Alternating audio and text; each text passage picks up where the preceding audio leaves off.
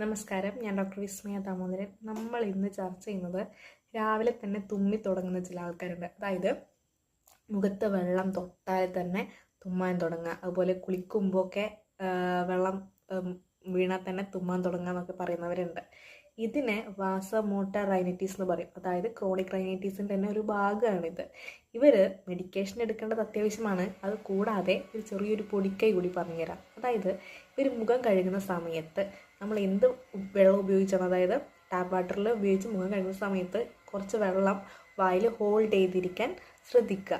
അതിനുശേഷം മുഖം കഴുകി അതിനുശേഷം വായിൽ തുപ്പിക്കളയുക. അതുപോലെ കുളിക്കുന്ന സമയത്താണെങ്കിലും നമ്മൾ മുഖം കുളിക്കുന്ന സമയത്താണെങ്കിലും വായിൽ വെള്ളം ഹോൾഡ് ചെയ്തതിന് ശേഷം കുളിക്കുക. അപ്പോൾ ഈ തുപ്പലൊക്കെ വന്ന് നിറയുമ്പോൾ തുപ്പിക്കളയുക, വീണ്ടും ഇത് ഹോൾഡ് ചെയ്ത് വെക്കുക, എന്നിട്ട് കുളിക്കുക. ഇത് മെഡിക്കേഷനും കൂടാതെ നമുക്ക് വീട്ടിൽ ചെയ്യാൻ പറ്റുന്ന ചെറിയൊരു പൊടിക്കൈ മാത്രമാണ് കേട്ടോ.